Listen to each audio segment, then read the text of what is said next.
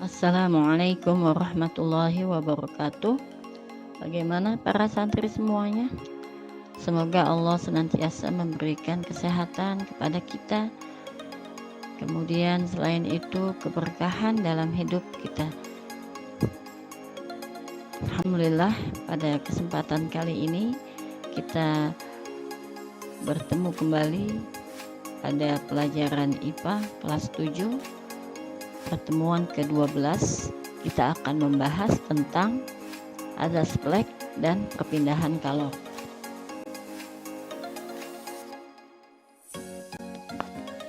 Azas flag yaitu jumlah kalor yang diterima oleh suatu zat sama dengan jumlah kalor yang dilepas oleh suatu zat. Dirumuskan dengan Q lepas sama dengan Q terima dan dijabarkan dengan rumus N1 kali C1 kali T campuran kurangi T1 sama dengan M2 kali C2 kali T2 dikurangi T campuran. Contoh soal azas Black. Tembaga masanya setengah kilogram diberi kalor sebesar 45 kJ. Jika suhu awal tembaga 20 derajat Celcius, berapa suhu akhir tembaga setelah diberi kalor? Dengan kalor jenis tembaga atau C tembaga sama dengan 900 Joule per kilogram derajat Celcius. Dari soal diketahui massa sama dengan setengah kilogram, kalor jenis atau C kecil sama dengan 900 Joule per kilogram derajat Celcius, dan jumlah kalor atau Q besar sama dengan 45 kJ. Kalau kita jadikan Joule berarti harus kita kali 1000, sehingga 45 kali 1000 sama dengan 45.000 Joule, dan suhu awal atau T0 sama dengan 20 derajat Celcius. Ditanyakan dari soal temperatur akhir atau suhu akhirnya berapa. Baik, para santri semua akan kita bahas ya.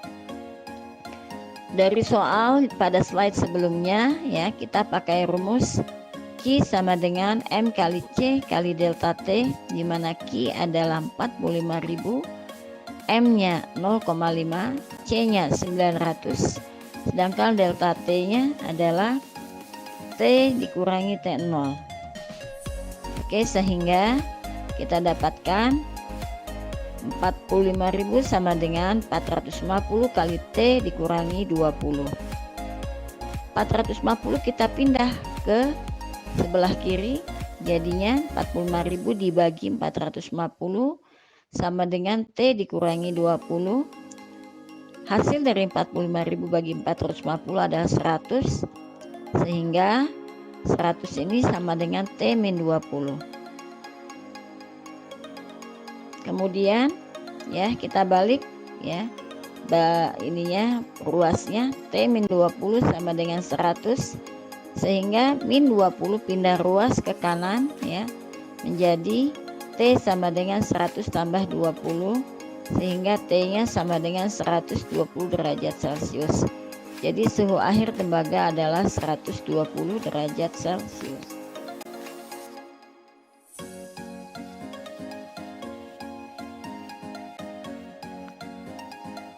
Perpindahan kalor. Perpindahan kalor ada 3 cara, yaitu konduksi, konveksi, dan radiasi. Pada gambar di samping ya, dilihat kita sedang memasak air ya pada panci ya, dengan menggunakan kompor, di mana saat air dipanaskan di dalam panci ya dengan api ya, sehingga apinya dia menyebar menghasilkan panas ke kita, sehingga kita bisa merasakan panas api kompor. Nah, itu yang dinamakan radiasi. Kemudian air di dalam panci itu mendidih ya, menghasilkan aliran, yaitu konveksi, yang disebut konveksi. Selanjutnya panci memiliki gagang ya. Nah, panas dari api mengalir ke panci, kemudian merambat ke pegangan pancinya ini ya. Ini yang dinamakan konduksi.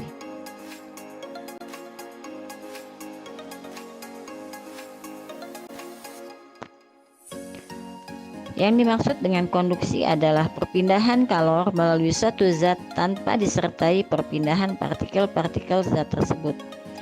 Contohnya pada slide ini adalah memanaskan logam di atas lampu minyak ya.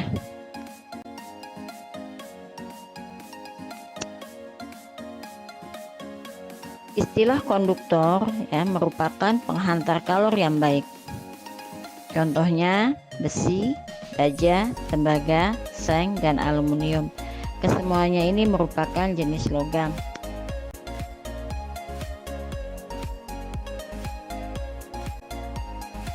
Lawannya konduktor adalah isolator.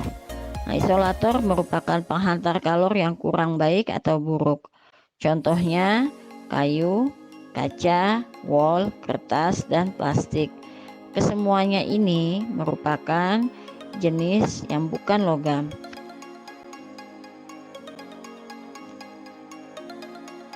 Konveksi merupakan perpindahan kalor melalui zat disertai perpindahan partikel-partikel zat tersebut. Konveksi terjadi karena perbedaan massa jenis zat pada zat cair dan gas. Kita lihat pada gambar ya. Di saat sebuah panci berisi air dipanaskan oleh lampu minyak ini ya, di pinggir pancinya, maka aliran mengalir dari pinggir ya sampai mengikuti tanda panah. Pada saat lampu minyak ini memanaskan panci air di tengah, diletakkan di tengah panci, maka alirannya seperti pada gambar.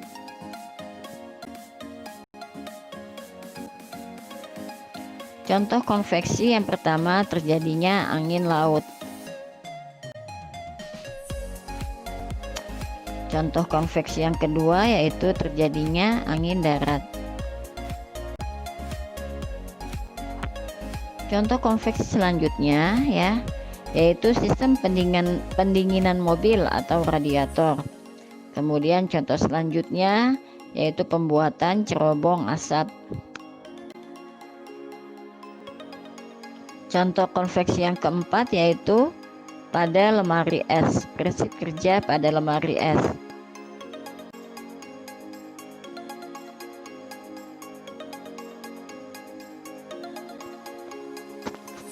Radiasi merupakan perpindahan kalor tanpa zat perantara atau tanpa medium.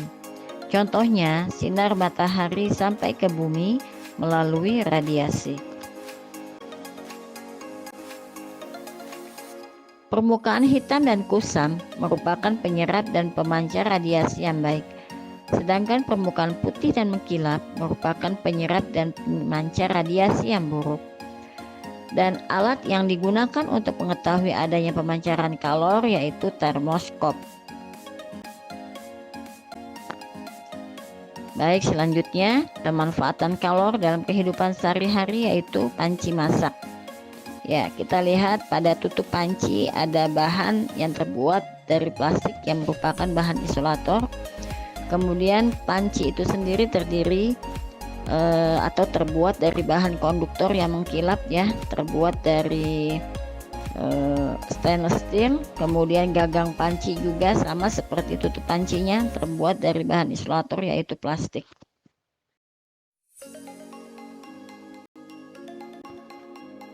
Contoh selanjutnya dari pemanfaatan kalor dalam kehidupan sehari-hari yaitu termos ya. Termos yang bisa menyimpan air panas. Kemudian yang ketiga yaitu setrika listrik.